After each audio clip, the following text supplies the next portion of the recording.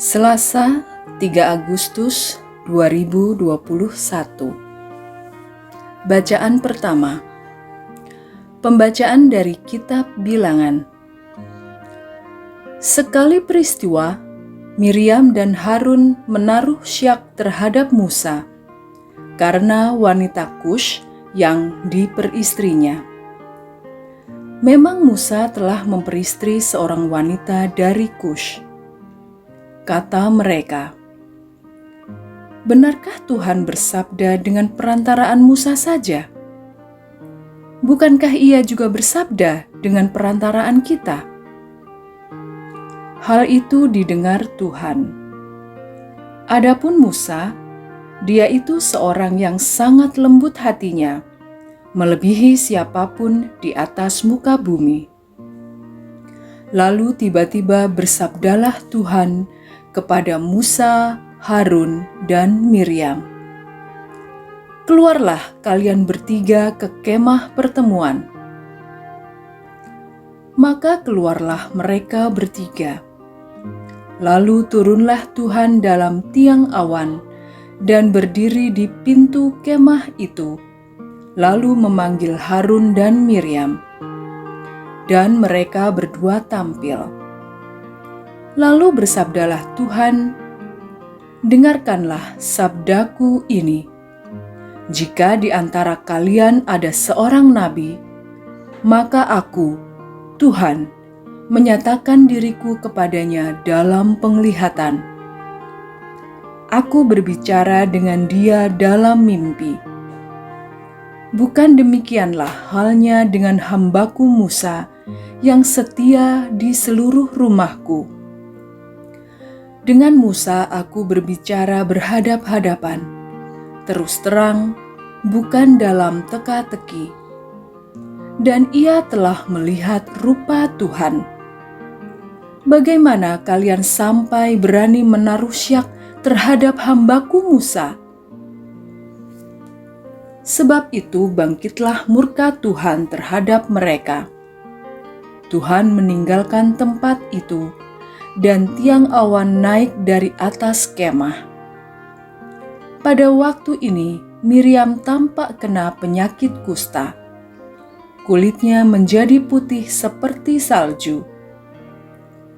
Ketika Harun menoleh kepadanya, tampaknya olehnya bahwa Miriam telah terkena kusta.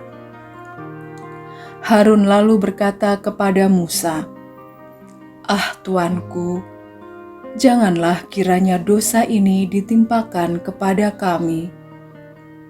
Dalam kebodohan kami telah berbuat demikian. Janganlah kiranya Miriam ini dibiarkan sebagai anak gugur yang pada waktu keluar dari kandungan sudah setengah busuk dagingnya." Lalu berserulah Musa kepada Tuhan, "Ya Allah, sembuhkanlah kiranya dia." Demikianlah sabda Tuhan.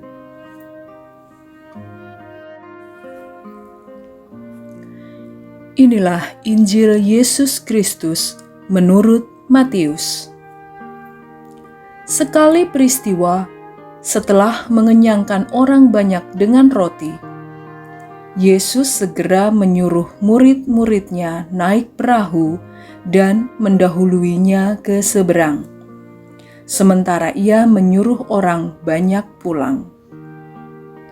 Dan setelah orang banyak itu disuruh pergi, Yesus mendaki bukit untuk berdoa seorang diri.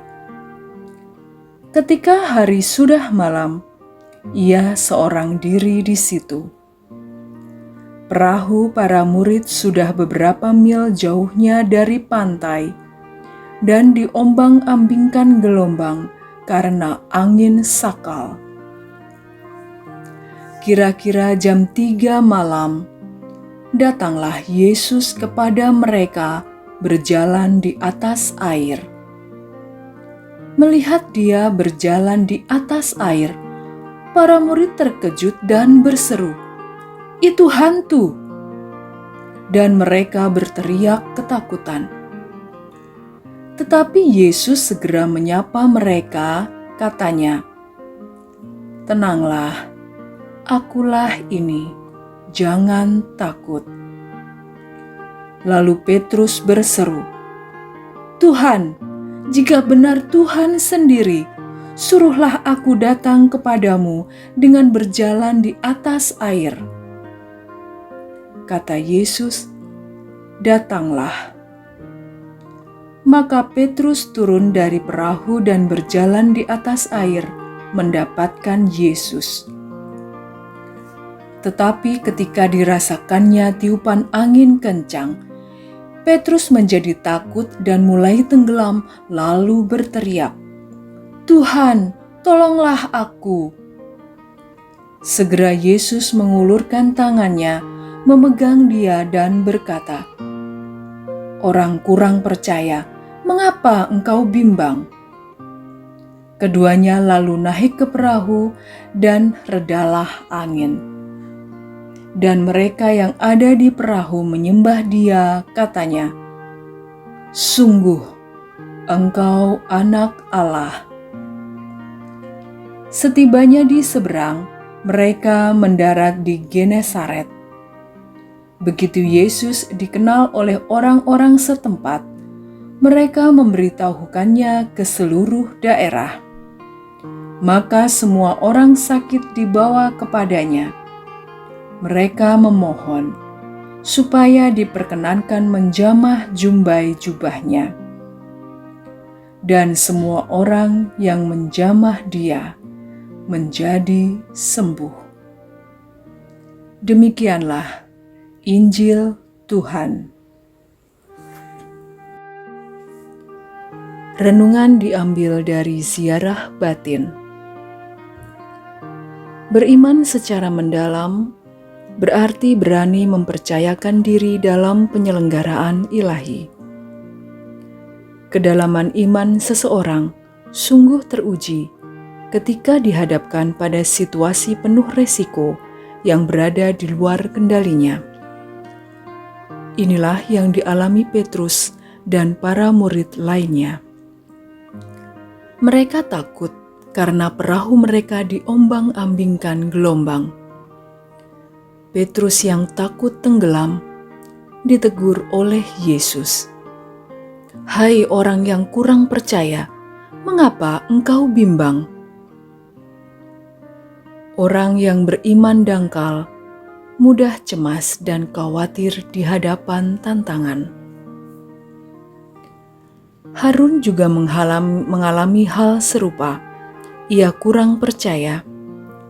Ia mulai curiga dan ragu-ragu akan integritas Musa sebagai nabi Allah, khususnya sesudah Musa mengambil istri seorang Kush, hal mana tak biasa bagi orang Yahudi.